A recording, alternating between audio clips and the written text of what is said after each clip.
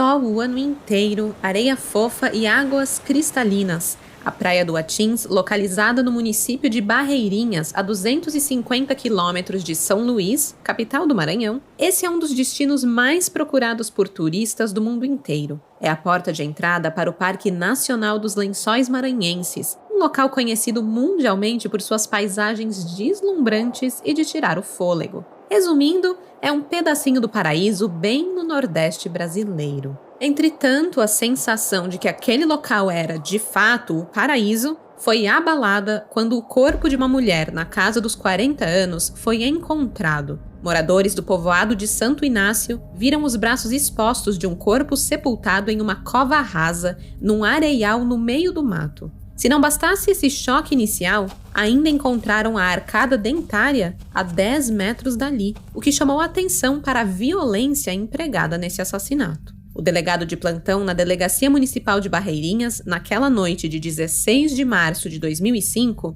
era Solon Pinheiro Filho. Ele se dirigiu imediatamente para o local assim que recebeu o telefonema com a informação do crime. Uma notícia como aquela caiu como uma bomba em seu colo. Como um vilarejo tão tranquilo, de onde todos os turistas saíam encantados, poderia ter sido palco de um crime tão perverso? E ainda, para piorar tudo, em breve o delegado descobriria que esse não era um caso isolado, mas sim uma série de assassinatos no paraíso. Esse é o caso Corumbá, o serial killer canibal de Goiás.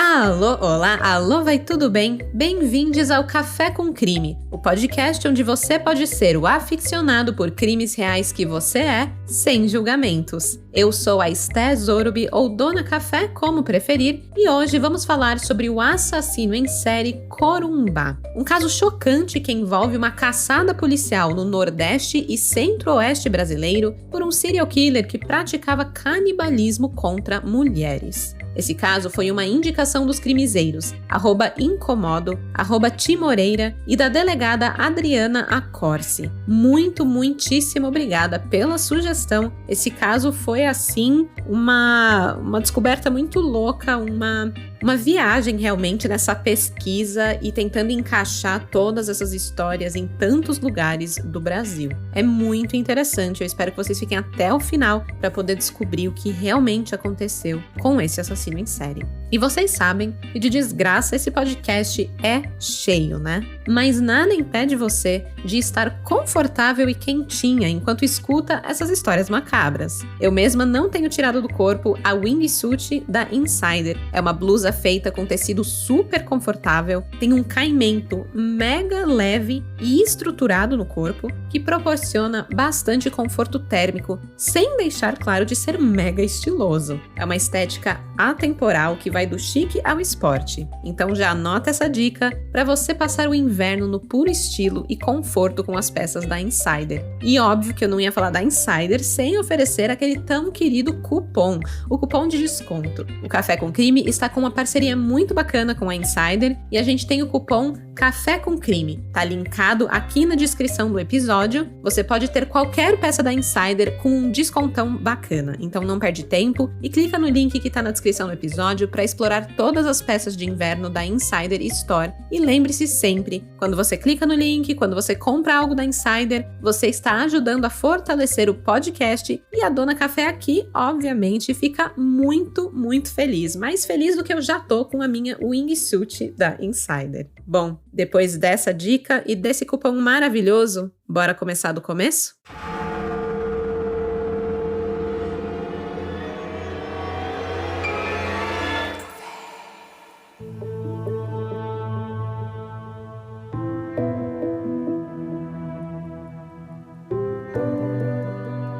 Não demorou muito para que o corpo encontrado na cova rasa no Areial em 16 de março de 2005 fosse identificado pelos moradores de Santo Inácio. A mulher branca e loira, encontrada seminua e já em adiantado estado de decomposição, era uma turista alemã conhecida pelo apelido de Iana. O delegado Solon colheu algumas pistas informalmente no início da investigação que renderam um belo norte sobre a vítima. O motivo de sua estadia em Barreirinhas era a compra de um terreno na cidade. Dias antes de ser encontrada sem vida, ela teria se hospedado na casa de um senhor chamado Lidinaldo, um artesão e morador do povoado, e ela estava em companhia de um hippie chamado Pedro. Após o trabalho da perícia e o encaminhamento do corpo para o Instituto Médico Legal de São Luís, a sua identidade foi oficialmente confirmada. A mulher, de apelido Iana, na verdade se chamava Mariane Kern, de 39 anos, uma alemã que vivia em Jericoacoara, no Ceará. Mariane tinha graves lesões no crânio e no rosto. Ela estava tão desfigurada que a brutalidade causou espanto até para os policiais que atenderam a ocorrência. Com a verificação do nome da vítima, era a hora da equipe do delegado Solon seguir as pistas que colheu no local onde o corpo de Mariane foi encontrado. Por isso, ele intimou Lidinaldo Oliveira e Silva, o responsável pelo local onde ela estava hospedada, para prestar esclarecimentos na delegacia. Em seu depoimento, o Lidinaldo confirmou a história que Solon ouviu dos moradores no local do crime e acrescentou que Iana, ou Mariane, chegou em sua casa na sexta-feira que antecedeu o homicídio. Isso foi no dia 11 de março. Lá, ela permaneceu por 2 dias em companhia de um homem chamado Pedro.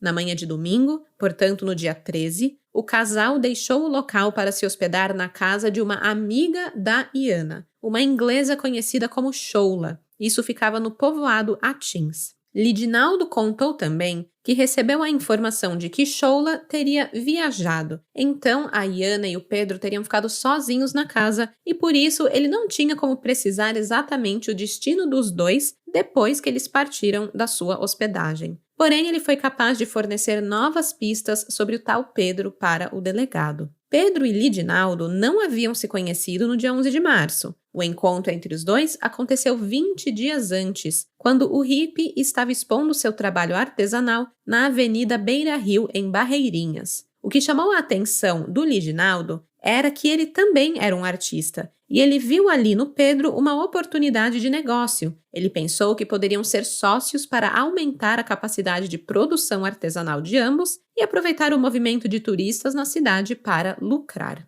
A questão é que Pedro não estava sozinho. Ao seu lado estava uma mulher chamada Valéria, com quem ele andava para cima e para baixo pela cidade. Parecia meio óbvio que os dois estavam juntos, que formavam um casal. Então assim, né, como que ele 20 dias depois estava formando casal com a Iana, o cara não era fraco não. 3 dias depois do primeiro encontro entre Lidinaldo e Pedro, o artesão surgiu na casa de Lidinaldo acompanhado de Valéria, onde ele se hospedou por 2 dias. Durante esse tempo, eles chegaram a levantar as possibilidades de trabalharem juntos, mas os planos não avançaram por falta de dinheiro. Nos dias em que acolheu o casal, o Lidinaldo percebeu que Valéria estava pouco à vontade. Ela parecia inquieta, incomodada, e não deu outra, ela acabou pedindo para ir embora. O Pedro aceitou e a acompanhou. Depois disso, Lidinaldo não soube mais nada sobre esse artesão e voltou a ter notícias dele só quando, alguns poucos dias depois, ele retorna para sua hospedagem, só que agora na companhia de Iana. O dono da casa também relatou que depois de deixar o local com a alemã, o Pedro ainda retornou na segunda ou na terça, ele não podia afirmar com certeza, voltou ali pelas 6:30 da tarde, dessa vez em companhia de um rapaz chamado Gustavo. De acordo com ele, os dois estavam ali para ver uns terrenos na região. Depois que Gustavo partiu, o Lidinaldo ficou jogando conversa fora com o tal do Pedro, até que o assunto Iana surgiu. O Pedro lamentou um pouco, pensou que ia ficar numa boa com a alemã na casa da Shoula, mas disse que ela preferia os nativos da região e acabou dormindo com um espanhol na pousada em que se hospedaram. Foi um papo assim meio atravessado, né? Parecia até que o Pedro já estava cavando argumentos para despistar as pessoas que conviveram com o casal naquele final de semana. Ele deu a entender que não foi priorizado pela alemã e que ela tinha deixado ele para trás, tinha traído ele. Mas enfim, assim como fez com Valéria, tipo não quer, tem quem queira, ele seguiu em frente com a vida e foi atrás de outra pessoa. Pelas fofocas que já estavam rodando na cidade, O Lidinaldo descobriu que na noite de 13 de março, o Pedro circulou pelo centro de Barreirinhas e que tentou pagar uma conta de R$ 4 com uma nota de 50 na barraca de um homem chamado Tibiju. Era um comerciante e ele não tinha troco e acabou que o artesão se comprometeu a voltar para quitar a pequena dívida que ele tinha feito, mas sumiu feito fumaça e o Tibiju nunca viu aqueles R$ 4. Quem também foi intimado a depor na delegacia foi o caseiro de Choula. O seu nome era Carlos José Cabral Araújo, mais conhecido como Peixinho. As informações que Peixinho levou ao conhecimento da equipe de investigação também apontavam para o artesão. Ele disse que conheceu Pedro e Iana no dia 8 de março, enquanto capinava o lote de Choula. Naquele dia, a vítima se apresentou como amiga da inglesa e disse que ficaria na casa a partir do dia seguinte em companhia do homem que estava com ela. Na manhã seguinte, na quarta-feira, Iana chegou para pegar as chaves da casa, em companhia do Pedro, e por lá ficou até a noite de quinta-feira, quando chamou o caseiro para pedir uma lanterna. Foi a última vez que Peixinho viu a alemã. E aí o que fica confuso para mim nessa história toda é esse vai e vem da dupla, porque os depoimentos de Lidinaldo e Peixinho, eles batem, inclusive as datas. Mas por que eles se hospedaram na casa da inglesa, depois foram para a casa do Lidinaldo, depois voltam para a casa da inglesa? Na minha cabeça isso não faz o menor sentido. Eles estiveram primeiro na casa da Choula no dia 9 de março e por lá permaneceram até a noite do dia 10 ou manhã do dia 11, dia em que se hospedaram na casa do Lidinaldo. Eles permaneceram na casa do Lidinaldo até a manhã do dia 13 de março e depois disso deixaram o local dizendo que voltariam para a casa de Choula. Só um detalhe aqui fica em aberto, talvez por confusão dos depoentes. O Peixinho disse que no sábado, dia 12, por volta das 4 da tarde, o Pedro voltou à casa de Choula sem a Iana. E ao ser questionado pelo caseiro sobre o seu paradeiro, disse que a alemã encontrou um namorado no bairro do Mandacaru e decidiu ficar por lá com ele. A divergência nas datas pode ser uma simples bagunça mental mesmo, já que Lidinaldo disse que o casal deixou sua casa juntos na manhã de domingo, então não teria como Iana já ter desaparecido muito no sábado à tarde, né? Talvez a visita de Pedro à casa de Choula tenha acontecido na tarde de domingo, em vez de na tarde do sábado. Já faria mais sentido, mas fica aí um ponto de interrogação. A única certeza naquele momento é que era preciso buscar pelo suspeito o tal do hippie Pedro para que ele também pudesse prestar esclarecimentos. Mas onde procurar? As únicas informações concretas sobre ele eram suas características físicas: moreno, com uma barba fina e cavanhaque, alto, cabelos longos, ondulados e musculoso. Mas não havia fotos, e como se tratava de uma aparência relativamente comum, era como procurar uma agulha no palheiro. Vendo a complexidade do caso, o delegado Zotes, da Superintendência de Polícia Civil do Interior, do Estado do Maranhão, determinou que as investigações fossem divididas em duas frentes. Enquanto o delegado Solon, de Barreirinhas, colhia depoimentos e procurava por Valéria, a primeira companheira do suspeito, o delegado regional de Rosário, o Dr. José Maria Melônio, tocaria as questões mais burocráticas, como levantar possíveis movimentações bancárias da vítima.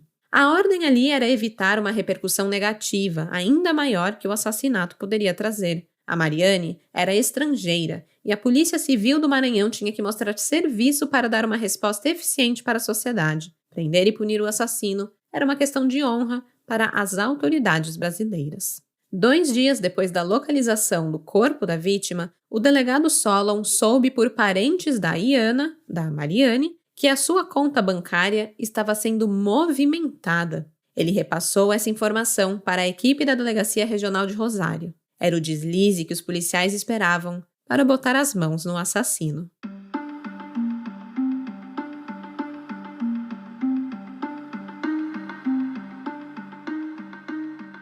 Com o pedido judicial, o banco enviou a movimentação financeira de Mariane Kern, tudo que foi realizado após o dia 15 de março. O que a polícia queria saber era quais agências e caixas eletrônicos o suspeito havia percorrido para então conseguir imagens e finalmente descobrir a sua real identidade. Através dos extratos, houve a constatação de que saques e compras haviam sido realizados com o cartão de Mariane. E foi uma farra, viu? Nos dias 15, 16 e 17 de março de 2005, a pessoa que estava em posse de seus cartões fez saques que totalizaram R$ 1.600 em 3 agências do Banco do Brasil, uma na Praça Deodoro, outra no bairro João Paulo e também no Projeto Reviver, todas na capital São Luís, a 250 quilômetros do local onde o corpo foi encontrado. Ainda no dia 17 de março, o cartão da vítima foi utilizado para realizar pagamentos em lojas no São Luís Shopping, mais precisamente em um restaurante, em uma loja de calçados e em uma loja de departamentos, onde foi adquirido um aparelho de telefone celular da Nokia e um chip da operadora TIM. E em nome de quem? De Kelson Nunes Campos, um homem que não tinha absolutamente nenhuma ligação com a vítima. Começou então uma caçada. Era preciso encontrar Kelson e esclarecer todas as dúvidas sobre o assassinato. Assim que recebeu as informações, o delegado Melônio entrou com um pedido para quebra de dados e interceptação telefônica daquele chip, além de solicitar a prisão temporária do Kelson. Paralelamente a essa movimentação, no dia 19 de março, as equipes da Delegacia Geral de Polícia em São Luís, sob a responsabilidade do delegado-geral Nordman Ribeiro, foram deslocadas às agências onde os saques foram realizados para captar as imagens do suspeito, e conseguiram. Bastava saber se aquelas filmagens dariam um match com o Kelson. Os investigadores podiam sentir que estavam perto, muito perto de descobrir a verdade sobre o assassinato de Mariane Kern. A quebra do sigilo telefônico permitiu, através das antenas de celular, rastrear e localizar o número. O suspeito estava na cidade de Santa Inês, a 385 quilômetros de Barreirinhas. Os policiais encararam uma viagem de mais de 6 horas para pedir apoio na delegacia da cidade e, em conjunto com as equipes locais, encontraram o aparelho celular monitorado. Mas, para surpresa de todos, o telefone não estava em posse de Kelson. E nem mesmo de Pedro. Estava em posse de Reginaldo Pereira da Costa. E quem é esse? É outro que não tinha conexão com nada. Um verdadeiro balde de água fria. Reginaldo disse que comprou o aparelho celular por R$ 150 de um rapaz que lhe foi apresentado por um amigo chamado Bill. Ele não perguntou o nome verdadeiro do vendedor, mas como o telefone tinha nota fiscal e carregador, ele achou que o negócio valia a pena e optou pela compra. A Reginaldo coube apontar o destino de Bill, por quem os policiais buscaram na esperança de encontrarem o Kelson. E finalmente, depois de algumas voltas, veio a hora de dizer bingo! O suspeito estava hospedado em um hotel próximo à rodoviária da cidade. Ele foi preso e conduzido para a capital do estado para prestar depoimento. O delegado Marcos Afonso Júnior, que era o superintendente da Polícia Civil em São Luís, soube antes mesmo do suspeito chegar à capital que Kelson havia conversado informalmente com os policiais que o prenderam ainda em Santa Inês, e ele havia confessado que conheceu o homem que lhe repassou os cartões utilizados nos saques e nas compras. Segundo ele, o indivíduo tinha o apelido de Corumbá. Ele descreveu o homem como sendo moreno, com uma barba fina e cavanhaque, alto, cabelos longos, ondulados e musculoso. Batia com as características do hippie Pedro, e tudo levava a crer que era ele.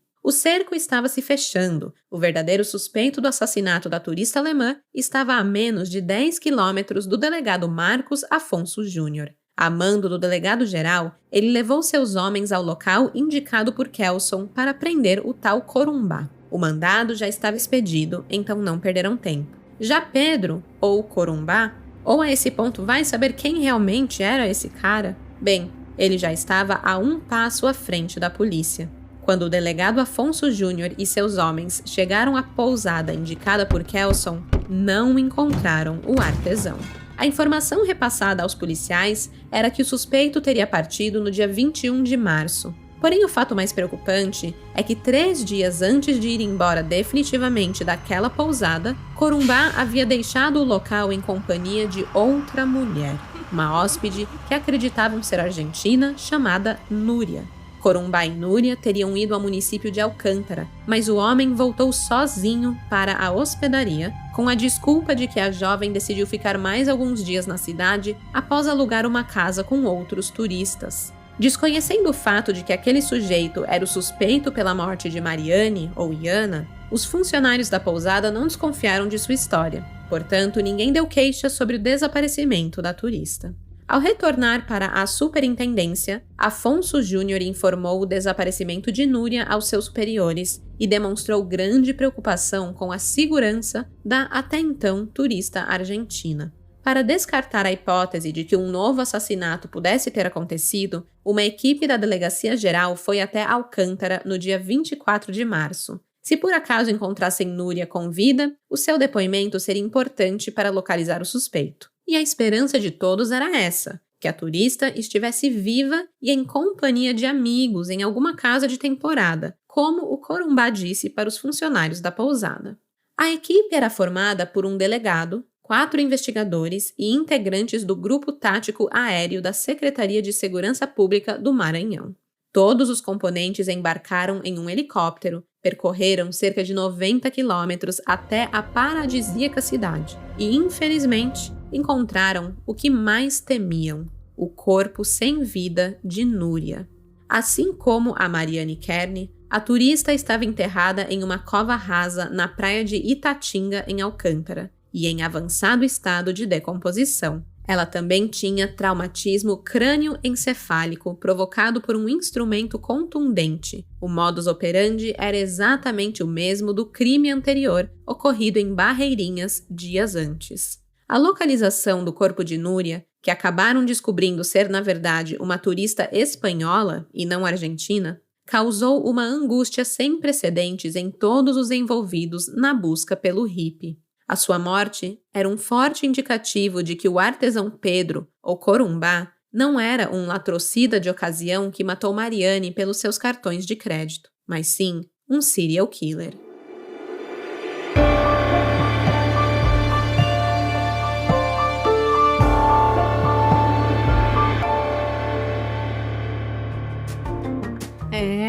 É tenso.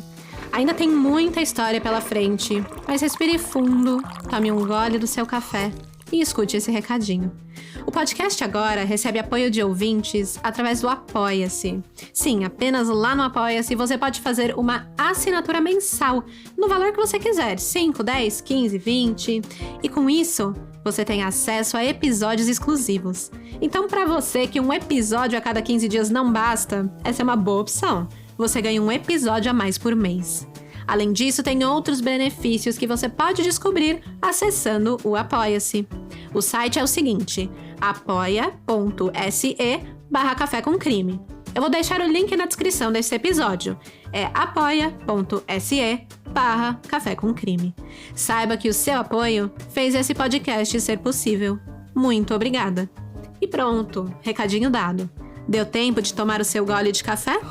Então agora eu posso voltar para o crime.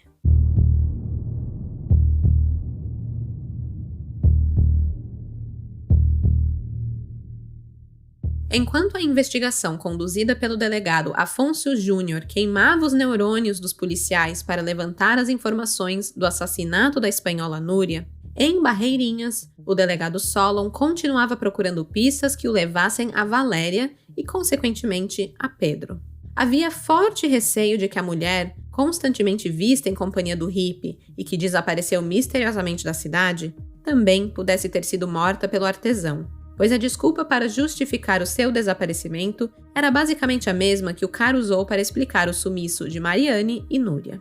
Em suas diligências, Solon chegou à dona de uma barraca na Avenida Beira Rio. O seu nome era Adriana Pereira dos Santos. Ela disse que conheceu o hippie enquanto ele expunha o seu trabalho naquela região e confirmou que o cara se apresentava como Pedro, um homem quieto, que quase não conversava com os outros comerciantes e ambulantes, mas que estava sempre acompanhado de uma mulher que dizia ser sua esposa, a tal Valéria. Ela também soube que o casal teve uma briga séria e que a mulher decidiu ir embora da cidade, mas estranhou o fato de ter deixado a sua cachorrinha para trás. Sabemos que muitas pessoas têm uma relação muito amorosa com seus bichinhos, uma relação quase maternal, Então, essa impressão que a Adriana tinha da moça e o fato dela ter deixado o animal para trás realmente chamou sua atenção como algo preocupante. Querendo levantar uma graninha ou não sabendo cuidar do bicho, o Pedro acabou oferecendo a cachorra para o marido de Adriana por R$ 40. Ele garantiu que a cadelinha estava vacinada e que tinha o documento para comprovar o que dizia. Eu não sei se por um interesse real no cachorro ou por pena daquele bichinho indefeso ficar circulando pela rua sobre os cuidados do Pedro, que aparentemente não sabia cuidar do cachorro, mas enfim, o esposo de Adriana decidiu comprar a cachorrinha e, como prometido, recebeu a carteirinha de vacinação, que na verdade era um recibo de uma avicultura da cidade de Goiânia. Um pedaço de papel, sem importância aparente, foi o grande responsável por abrir os caminhos e guiar os policiais até a verdadeira identidade daquele homem, até então suspeito pela morte das 2 turistas. Toda essa trajetória só prova aquela nossa tese de que não existe crime perfeito, existe investigação mal feita. Quando um trabalho é bem executado, quando é um trabalho em equipe feito por diversas delegacias em locais diferentes que se comunicam bem, não tem como o resultado ser diferente. É identificação e é prisão. Com o contato da avicultura em mãos, o Dr. Solon entrou em contato com a Polícia Civil de Goiânia, que prontamente foi ao local e descobriu o nome completo e o endereço da mulher, Valéria Augusto Veloso.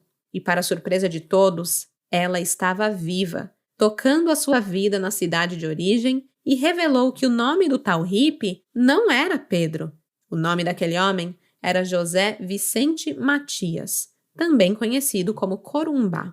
Questionada pelos policiais, Valéria disse que voltou para Goiânia no dia 27 de fevereiro, depois de uma briga violenta com o então companheiro, com quem tinha passado, entre idas e vindas, os últimos 3 anos de sua vida. Valéria disse que decidiu fugir após a briga, mas que não considerava o ex-companheiro perigoso, e por não acreditar nessa hipótese, a notícia de que Corumbá estava sendo procurado por ser suspeito de um assassinato caiu como uma bomba na cabeça da mulher. Fato é que depois da briga, a Valéria não soube mais do paradeiro de José Vicente. Ele não tinha celular e a comunicação seria impossível sem que ele a procurasse. O Dr. Solon repassou as informações colhidas pelos colegas de Goiânia para a equipe do delegado Afonso Júnior. Com a verdadeira identidade do suspeito em mãos, era hora de traçar uma estratégia para prendê-lo o quanto antes. A essa altura, já haviam conseguido uma fotografia daquele homem, e com ela foi possível realizar o reconhecimento entre funcionários, hóspedes e comerciantes que tiveram contato com José Vicente e suas possíveis vítimas. Todos confirmaram que o cara da foto era o mesmo que estava circulando pelas cidades onde os crimes aconteceram sob a alcunha de Pedro. Com o nome do suspeito, também descobriram que ele já respondia por crimes de estupro na cidade de Rio Quente e que ele era natural de Firminópolis, ambos municípios de Goiás. Quanto mais se descobria, mais ansiedade a equipe sofria, porque Corumbá era mais perigoso do que pensavam a princípio. Localizá-lo parecia impossível, pois o cara levava a vida de hippie e andarilho muito a sério. Apesar de viver uma vida simples, a capacidade de deslocamento do José Vicente era enorme. Em pouco mais de 20 dias, ele rodou praticamente todo o estado do Maranhão. Não tinha um aparelho de celular, não possuía conta bancária e cartões de crédito, nada que pudesse ser rastreado. Sob pressão e na certeza de que precisava agir para evitar novos crimes, o delegado Afonso Júnior se reuniu com o delegado-geral Nordman Ribeiro e com o secretário de Segurança do Maranhão, o Raimundo Cutrim, para compartilhar suas impressões a partir dos depoimentos que colheu. Para ele, parecia óbvio que Corumbá fugiu para o estado do Pará, mais precisamente para a capital, Belém. Só que eles não tinham muitas pistas concretas, era um diz que me disse de um de outro, né? Mas sem muitas opções, o delegado-geral embarcou com Afonso Júnior e ficou combinado que 2 equipes seriam deslocadas de Alcântara, no Maranhão, seguindo pela Baixada Maranhense, com destino a Belém do Pará. Era 25 de março, feriado da Sexta-feira da Paixão, e as repartições públicas estavam de folga. Por isso, o Afonso Júnior tirou dinheiro do próprio bolso para viabilizar as buscas. um investimento que seria posteriormente ressarcido pelo Estado. Mas isso só mostra como ele estava comprometido em trazer justiça para as vítimas, e não seria burocracias e dificuldade para transferir recursos para as equipes que impediria o seu trabalho de acontecer. Uma das estratégias adotadas foi pedir o apoio da imprensa para divulgar informações que pudessem levar ao assassino. Com a foto dele sendo divulgada em larga escala, haveria mais chances do hippie ser reconhecido e denunciado. Mas, por mais que isso tenha realmente acontecido, foi muito divulgado na região na época, os policiais também não poderiam ficar de braços cruzados esperando. Com 2 viaturas descaracterizadas, 6 investigadores partiram no sábado na primeira balsa rumo à Baixada Maranhense. As 2 equipes foram divididas e pararam em todas as cidades que faziam parte do trajeto até Belém. A essa altura, a Polícia Civil do Pará já estava contatada e dando total apoio à operação, inclusive com equipes da Divisão de Combate ao Crime Organizado, conduzidas pelo delegado Gilvandro José Gonçalves Furtado. Gente, as buscas ganharam força, virou uma mega operação e todos estavam revirando todos os cantos possíveis para que o suspeito pudesse ser encontrado. Lugares óbvios, lugares não tão óbvios. A ordem era não descansar até que houvesse uma pista concreta. Já em Belém, procuraram na Praça da República, no Mercado do Ver-o-Peso, na Feira do Açaí, na Praça da Igreja da Sé, na Cidade Velha, no Mercado de São Brás, na Rodoviária, na Praça Batista Campos e, gente, nada. Não foi por falta de procurar, não foi por falta de equipe. Mesmo com tamanho esforço, não tinha nem sombra do suspeito. A adrenalina começou a baixar e o desânimo a bater. Até que no dia 30 de março de 2005, uma ligação reacendeu a chama dos investigadores.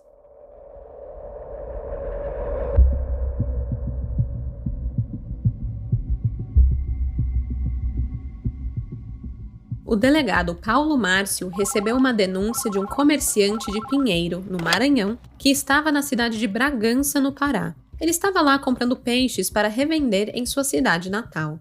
Ele sabia dos crimes e havia acompanhado as matérias sobre as buscas a Corumbá. A imagem daquele homem ainda estava fresquinha em sua memória. E não é que ele deu de cara com o suspeito?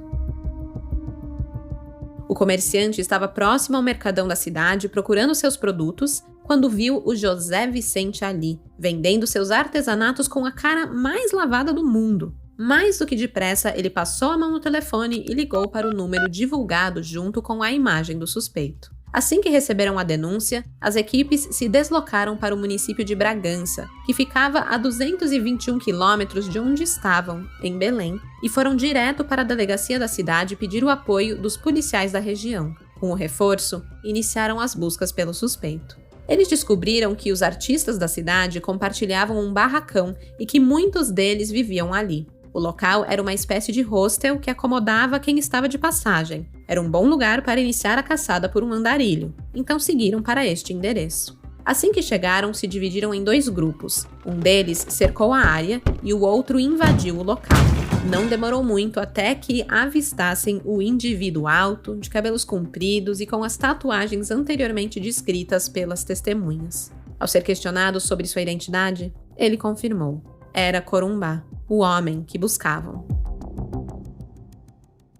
Sem reação, José Vicente foi preso e encaminhado para Belém. Com a prisão do suspeito, as equipes finalmente puderam respirar um pouco aliviadas. Afinal, um possível assassino havia saído das ruas. Porém, o que viria a seguir desvendaria uma série de crimes cometidos em outros 3 estados brasileiros e que até então seguiam sem esclarecimentos. O primeiro interrogatório aconteceu ainda em Belém, e Corumbá não só contou sobre sua vida com Valéria, como também assumiu a autoria pelo assassinato da alemã Mariane Kern, aparentemente sem nenhum peso na consciência. O seu depoimento, contando sua trajetória até a cidade de Barreirinhas, os locais onde se hospedou, os contatos que fez, a briga com a companheira e a venda da cachorra, condiziam com todos os depoimentos prestados pelas testemunhas e pela própria Valéria, que aparentemente escapou de ser mais uma vítima da fúria do artesão.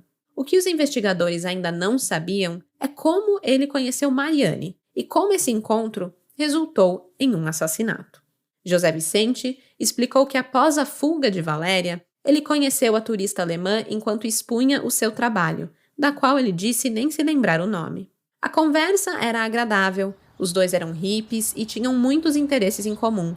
Porém, a decisão de seguirem juntos durante a passagem pela cidade veio apenas no dia seguinte. Por puro azar, eles se reencontraram em uma embarcação que seguia para a praia de Atins, nos Lençóis Maranhenses. Ao chegarem, como já sabemos, passaram alguns dias entre a casa de Lidinaldo e a residência de Choula e aproveitaram para turistar pelo município, visitaram praias, dunas, conheceram nativos da região e usaram drogas. No terceiro dia dessa inusitada parceria, o Corumbá disse que foi acordado por Mariane. Ela queria manter relações sexuais com ele, que não a renegou, muito pelo contrário. O suspeito cedeu aos seus encantos, mas não conseguiu fazer sexo com ela. A alemã não teria sido compreensiva com a situação e começou a zombar de José Vicente.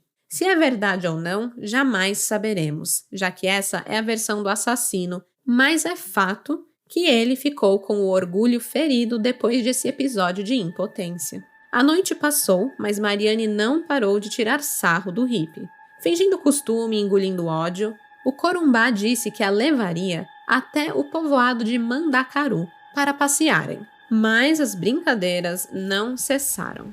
Ao retomarem o caminho para o povoado, após um pequeno período abrigados da chuva em uma cabana, o Corumbá ficou ali tomado pelo ódio. Se armou com um pedaço de pau que encontrou pela trilha e aplicou 3 golpes na cabeça de Mariane, que caiu sem vida. Mas ele não parou por aí. Corumbá, vendo a vítima no chão, decidiu beber do seu sangue e ainda abriu o seu crânio para comer partes do cérebro de sua vítima.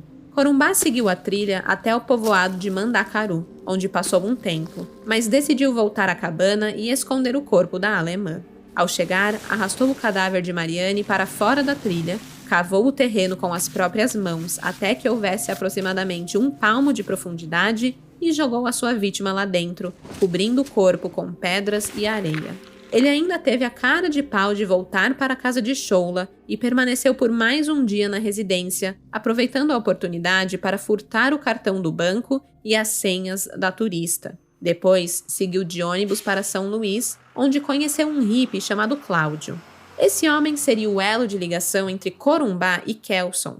De acordo com o suspeito pelo assassinato, após realizar alguns saques, o cartão de Mariane foi bloqueado e Kelson foi indicado por Cláudio para resolver o problema. Portanto, ao invés de ajudar no golpe, acabou dando um chapéu em Corumbá, sumindo com os cartões e fazendo a festa com ele, como a gente bem sabe. Na manhã seguinte, o hippie conheceu a jovem Núria Fernandes Colada, uma espanhola de apenas 27 anos que havia chegado à pousada Três Irmãos também na noite anterior e que se apresentou a princípio como sendo argentina. Núria parecia muito simpática. Corumbá foi cumprimentado por ela sempre que cruzava o seu caminho pelo salão da pousada, chegando a receber um abraço em um dos encontros. No dia seguinte, o hippie estava ouvindo música em seu quarto quando a espanhola bateu na porta e foi convidada a entrar. Não rolou nada entre eles, mas ficaram por ali batendo papo e fazendo artesanato. Em dado momento, combinaram que no dia seguinte iriam até a cidade de Alcântara para que Núria conhecesse o centro histórico. Às 7 da manhã, no dia 17 de março de 2005, Núria e Corumbá se encontraram no salão da pousada para seguirem rumo a Alcântara, onde chegaram por volta das 8h30. Por lá, a dupla caminhou, passeou pelo centro, almoçou em uma pousada e decidiu que tiraria a parte da tarde para conhecer as praias. Como o dia passou rápido, levaram comida e sacos de dormir para passarem a noite, pois teriam que atravessar um rio de canoa e seria arriscado voltar por ele tão tarde. Chegando ao destino, os dois tiraram suas roupas, fizeram uma fogueira, tomaram um banho de mar, rolou um clima e eles começaram a se beijar. Quando os dois voltaram para o saco de dormir, em meio às carícias, o Corumbá disse que Núria o surpreendeu com uma pedrada na testa. Gente, vale lembrar aqui que essa é a versão do Corumbá, tá? E isso pra mim faz zero sentido. Porque se a Núria estivesse ali, beijando e acariciando o cara por livre e espontânea vontade, que sentido faz agredir ele com uma pedra? Mas, infelizmente, a versão da espanhola morreu com ela. Enfim, o Corumbá disse que ficou irritado com a agressão da turista, Então ele pegou, amarrou suas mãos e a abraçou, provavelmente para contê-la, e daquele jeito, agarrados, dormiram por ali mesmo. Na manhã do dia 18 de março, já desamarrada, a Núria conseguiu sair correndo aos gritos pedindo por socorro, porém não havia ninguém que a pudesse ouvir. A praia estava totalmente deserta. Antes que pudesse se afastar o suficiente, Corumbá a alcançou e a imobilizou novamente, forçando-a a caminhar ao seu lado até a margem de um rio localizado na base da aeronáutica. Não sabendo muito lidar com a rejeição da espanhola, o José Vicente pegou um pedaço de pau e desferiu vários golpes em sua cabeça, a matando da mesma forma que fez com Mariane. Ao se certificar de que Núria estava morta, o Corumbá bebeu seu sangue e também comeu pedaços de seu cérebro, repetindo o modus operandi aplicado na sua primeira vítima. Ele então cavou um buraco com 2 palmos de profundidade, colocou o corpo de Núria dentro e a cobriu com areia e pedras. Como para sair dali, desse local que ele estava, era preciso atravessar o rio, o Corumbá ainda esperou uma canoa por horas, até que fosse possível voltar para São Luís. Por lá, ele permaneceu por mais 1 dia e meio antes de fugir. A intenção era ir para a Guiana Francesa, mas ele acabou interceptado pela polícia em Bragança, no Pará.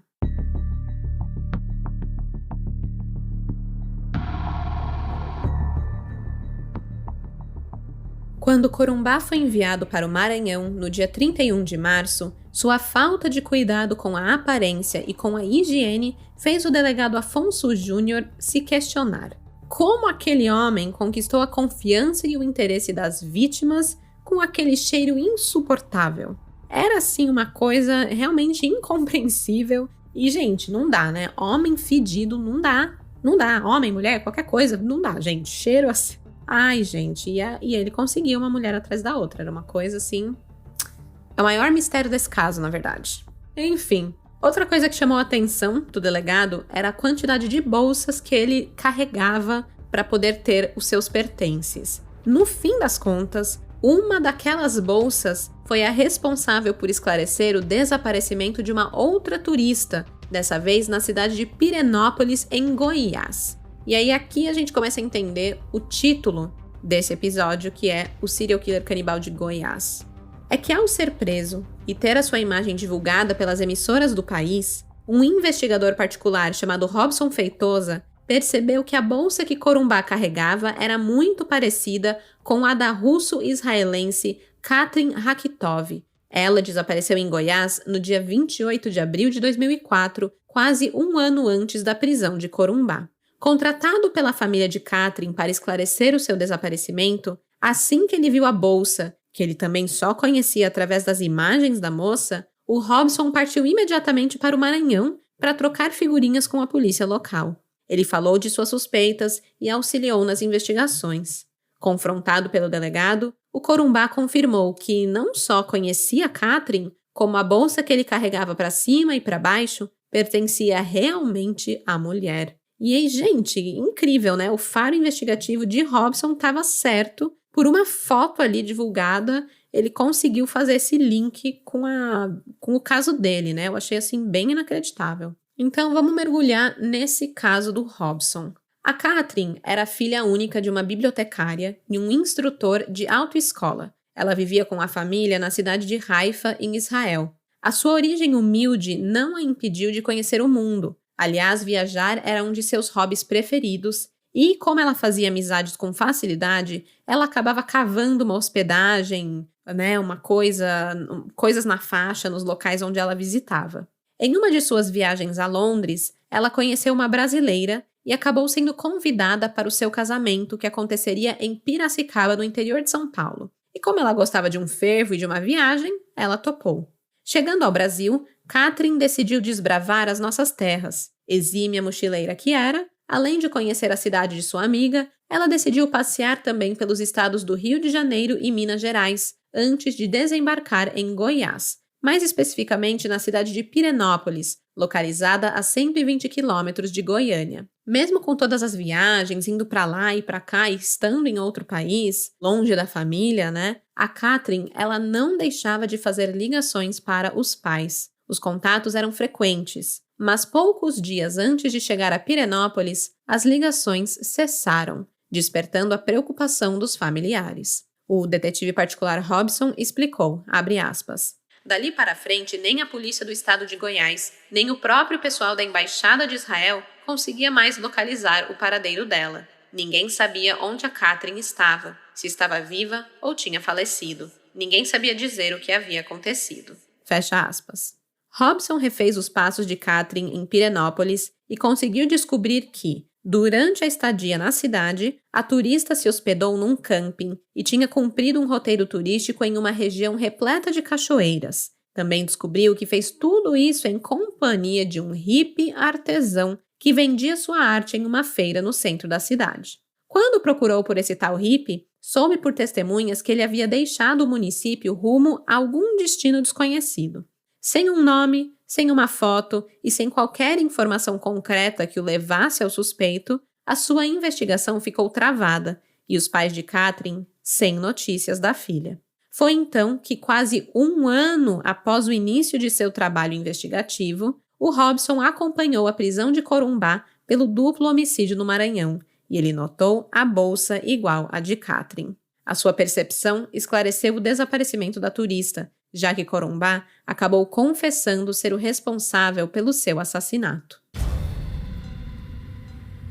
Assim como aconteceu com as outras vítimas, Corumbá fez uma fogueira próxima ao local da execução, em um local com bastante água corrente, e executou a turista com pedradas na cabeça. Depois, bebeu o seu sangue, o passou por todo o seu corpo e, em seguida, cobriu a vítima com pedras. Quando o crime de Catherine veio à tona, o delegado José Maria Melônio passou a questionar Corumbá sobre outros possíveis crimes, mas ele não estava disposto a colaborar. Com sua experiência e sensibilidade, o delegado recorreu ao psicólogo Carlos Leal para que pudesse conversar com o suspeito. E não é que deu certo? Assim que o bate-papo com o psicólogo terminou, José Vicente Matias decidiu prestar um novo depoimento e confessou outros 3 assassinatos nos estados de Goiás, Minas Gerais e Bahia, sendo capaz de apontar onde estavam os restos mortais de suas vítimas, algumas desaparecidas há anos.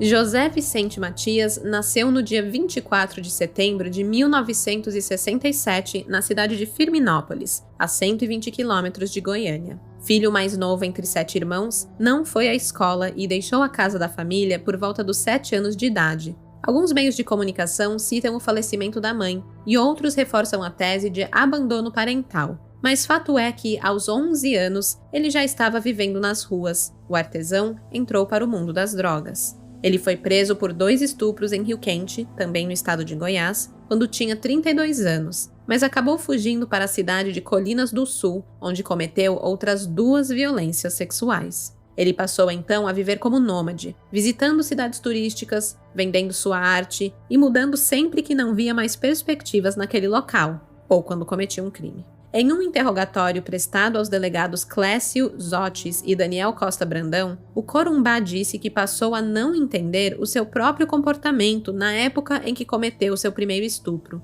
Mas ele admitiu consumir uma quantidade exagerada de maconha, o que poderia ter afetado a sua percepção do mundo. Isso, palavras dele, tá? Ele disse também que, em uma certa noite, durante uma caminhada, ele se encontrou com um homem de aparência estranha, com uma pele que lembrava escamas de peixe. Assustado com aquela figura, ele tentou ignorá-lo, mas sempre que avançava e o deixava para trás, o estranho homem ressurgia em seu caminho. Em sua última aparição, o Corumbá perguntou quem era aquela figura estranha que sumia e aparecia durante o seu percurso, e recebeu como resposta: "Você sabe quem sou eu. Eu sou o diabo. Eu sempre ando com você." Naquela noite, o diabo, entre aspas, teria dito para Corumbá que ele tinha que fazer tudo o que lhe fosse ordenado, e que ele deveria matar 7 mulheres, mas não qualquer uma. Elas seriam indicadas por ele e Corumbá teria que seguir um ritual, atraindo suas vítimas para locais desabitados, para que pudesse sugar e passar o sangue das vítimas em seu corpo, quebrar o crânio e comer o seu cérebro. Além disso, Corumbá deveria acender uma fogueira, dançar e pular em volta do fogo, devendo andar sobre as labaredas quando necessário. As vítimas deveriam estar amarradas e os corpos enterrados em uma cova rasa, assim como Corumbá fez. A primeira mensagem do além veio em setembro de 1999, na cidade de Três Marias, em Minas Gerais. Foi lá que ele conheceu a jovem Natália Canhas Mineiro, de apenas 16 anos, em um carnaval fora de época. Corumbá se aproximou da menina, que estava com outros hippies curtindo a festa, e a convidou para passear em um local,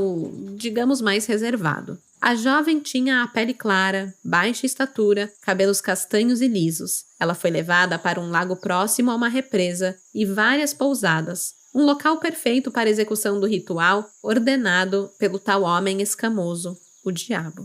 Antes de ser morta com pedradas na cabeça e ter o seu corpo todo mordido pelo assassino, Corumbá disse que manteve relações sexuais consensuais com a jovem. Depois de beber e se banhar com sangue e comer partes do seu cérebro, o assassino a escondeu em uma gruta e cobriu seu corpo com folhas secas. Natália só foi encontrada 32 dias após o crime. Depois de cometer o homicídio, Corumbá voltou para curtir a festa ao lado dos amigos e ainda permaneceu na cidade por alguns dias, seguindo então para o norte de Minas e depois para outro estado. Após identificarem o corpo da vítima, a polícia de Três Marias colheu informações e descobriu que o último lugar em que Natália foi vista com vida foi naquela micareta, ao lado de hippies e artesãos que não puderam ser localizados, pois eles só estavam de passagem e já tinham ido embora quando a encontraram 30 e poucos dias depois. O inquérito acabou sendo concluído sem autoria definida, mas foi reaberto após os investigadores tomarem conhecimento da confissão de Corumbá. Atualmente, o processo corre em segredo de justiça na comarca da cidade. De acordo com a ordem cronológica dos assassinatos, o segundo crime confessado pelo Corumbá aconteceu na cidade de Lençóis, na região da Chapada Diamantina, Bahia, em 22 de junho de 2000, menos de um ano após o primeiro crime. Era um período de férias, o Corumbá estava na cidade vendendo seus artesanatos e curtindo os festejos, quando ele conheceu uma moça de 26 anos, pele morena, cabelos ondulados. O seu nome era Simone Lima Pinho. Não demorou muito até se aproximar de seu alvo e iniciar uma conversa. Simone também era hippie, artesã e morava em Salvador. Depois de se apresentarem e conversarem por um tempo, Corumbá disse que foi convidado pela moça para caminhar por uma trilha, não muito longe de onde estavam. Ele aceitou e juntos fumaram maconha e falaram ali várias amenidades. De repente, o clima daquele encontro mudou totalmente. O Corumbá amarrou os braços de Simone com cipós encontrados na trilha e começou a mordê-la com violência na região do pescoço. As mordidas eram tão fortes que foram capazes de abrir o pescoço da vítima, de onde ele bebeu o sangue direto de suas veias. Enquanto Simone se debatia em uma tentativa frustrada de se defender, o Corumbá pegou uma pedra e a golpeou na cabeça por 2 vezes. Os golpes abriram o seu crânio e então o assassino comeu o seu cérebro, lambeu o sangue e o passou no próprio corpo. Assim que terminou seu ritual, o hippie cobriu o cadáver de Simone com pedras e foi embora. Simone ficou como desaparecida até 2006. Josenilda Pinho, a sua mãe, criou uma ONG para ajudar na procura de desaparecidos na esperança de encontrar a filha. Ela conseguiu encontrar 700 pessoas desaparecidas, mas nada de Simone aparecer. Até que em 2006, Josenilda assistiu a uma reportagem veiculada no Fantástico sobre a prisão de Corumbá e seus assassinatos. Ela entrou em contato com as autoridades da Bahia para solicitar contato com o Maranhão. Com a foto de Simone em mãos, o serial killer confirmou que aquela era a garota morta por ele. E como seu corpo ainda não havia sido localizado, foi solicitado para que Corumbá apontasse o local onde a desovou. Ele não hesitou. Desenhou mapas para que os investigadores pudessem realizar as buscas. Mas nem com esses mapas foi possível localizar os restos mortais de Simone. Então o Corumbá foi transferido para Salvador e levado até a cidade de Lençóis para apontar o local exato do crime, coisa que ele fez sem nenhuma dificuldade. Ele foi capaz de guiar os investigadores com extrema facilidade, mesmo 6 anos depois do homicídio. até o aparelho dentário da vítima foi encontrado. Ele então foi recolhido junto com os ossos da jovem e em 2006, Josenilda, que acompanhou a polícia e o assassino durante a busca pelo corpo, conseguiu enterrar a filha. Josenilda disse que sentiu a filha pedindo para que Corumbá fosse perdoado. Ela afirmou, abre aspas, teve um momento que ele sentou em uma pedra. Eu me aproximei dele e disse, você sabe quem eu sou? Ele balançou a cabeça em tom afirmativo e eu disse, você tirou a pessoa que eu mais amava na vida. Mas de coração, eu peço a Deus para que ele te perdoe. Ele não me disse nada, apenas uma lágrima caiu de seu rosto. Fecha aspas.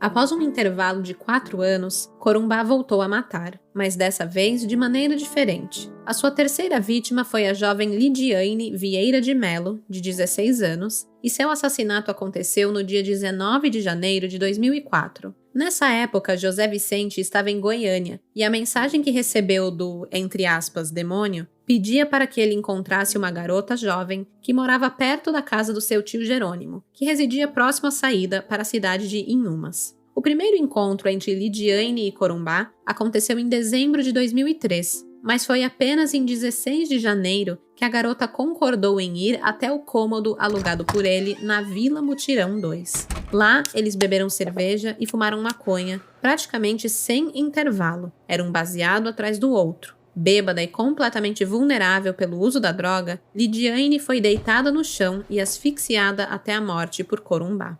O assassino teria recebido uma ordem do sobrenatural que dizia para degolar a garota, deitá-la no chão, colocá-la em posição de cruz e desmembrar o seu corpo na altura dos braços, pernas e joelhos. Depois ele teria que acender velas e espalhar pelo seu quarto inteiro. José Vicente passou 2 dias praticando o ritual antes que pudesse finalmente executá-la. O assassino decapitou Lidiane e tentou esquartejar o seu corpo, mas não conseguiu.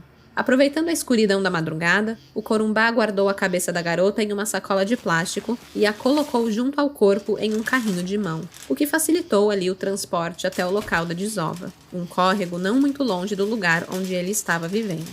Assim que ele chegou, no córrego, ele percebeu que a cabeça caiu durante o trajeto, mas deixou assim mesmo. O dia já estava amanhecendo e voltar para procurar a cabeça de Lidiane não seria uma boa ideia. O corpo da jovem acabou sendo descoberto poucas horas após a desova, e com medo de ser preso, o Corumbá mudou de endereço rapidamente, seguindo para Pirenópolis poucos meses depois, onde executaria Catherine. E aí, o resto da história, você já sabe.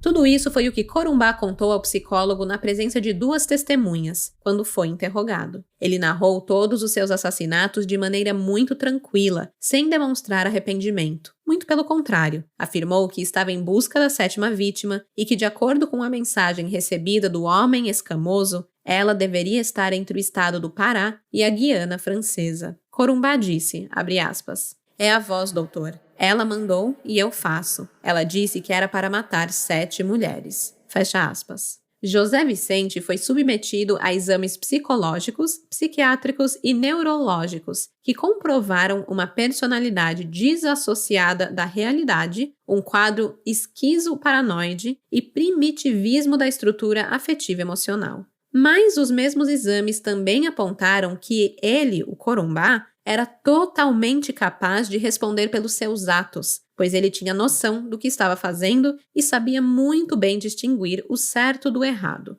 O laudo psiquiátrico também o apontou como uma pessoa com transtorno de personalidade antissocial, um distúrbio caracterizado pelo desprezo por outras pessoas e que pode ser potencializado pelo uso de drogas. E nós sabemos que o Corumbá era um consumidor assíduo de bebida alcoólica e maconha, a mistura perfeita para deixá-lo ainda mais violento.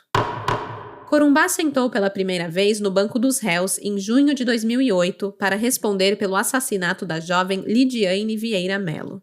Para responder a esse processo, ele foi transferido do Maranhão para Goiás e acompanhou presencialmente o julgamento presidido pelo juiz Gesseir Coelho, onde 3 qualificadoras foram consideradas: motivo torpe, uso de meio cruel e de recurso que impossibilitou a defesa da vítima. A princípio, ele dizia não saber quais eram suas motivações para os crimes, mas que poderia haver ligação com a sua impotência, porque as mulheres o sacaneavam quando ele não conseguia concluir o ato sexual.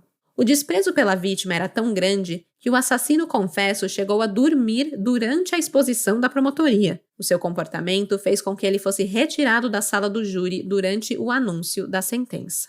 Pela morte e ocultação do corpo de Lidiane, José Vicente Matias foi condenado a 23 anos de prisão.